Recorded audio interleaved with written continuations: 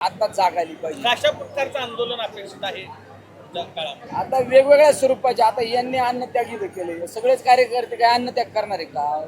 कुणी आसोड हातात घेईल, कुणी रस्ते अडवत्यान, कुणी तहसीलदाराचं कार्यालय अडवत्यान, कुणी आता मी तर सांगितलं नाही 2-3 दिवसात काय झालं तर गुरं बैल गाया तुमच्या शेळ्या मेंढ्या बकरं कोंबड्या बिंबड्या सगळ्या मंत्रालयात नेऊन सोडू, मग तर तुम्हाला जाग येईल ना. दुसऱ्या बाजूला आमदार पडळकर असतील, खोत असतील आणि आपल्या जिल्ह्याचे मंत्री विखे पाटील देखील या आंदोलनावर स्टंटबाजी आंदोलन करणारा कुठंतरी व्याजना, त्याला व्याजना असतात शेतकऱ्यांच्या.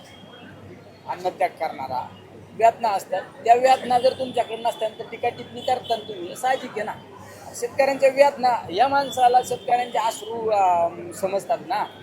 त्यांच्या अश्रू आल्यानंतर या माणसाला कुठंतरी व्याजना होतात ना, म्हणून आंदोलन केलं या सगळ्या लोकांनी. पण तुम्हाला जर व्याजनाच नाही त्यामुळे तुम्ही आपली टीका टिप्पणी करणार आहे. शेतकऱ्यांचे प्रश्न घेऊन रोहित पवार बसले असताना सुद्धा सत्ताधारी इथे नेते आहेत, मंत्री आहेत, ते राजकारण करतायत असं दिसतं कुठंतरी. साहजिक आहे ना, तुम्ही राजकीय वक्तव्य करता, हे तर तुमच्या मनाला बुद्धीला पटलं पाहिजे ना. तुमची वंशावळ काढली तर तुम्ही शेतकरीच आहे ना. तुम्ही शेतकरी मग तुम्ही याचा अर्थ रोहित दादांची थट्टा करीत नाही. तुम्ही माझ्या शेतकऱ्यांची थट्टा करता आणि या शेतकरी तुम्हाला कधी माफ करणार.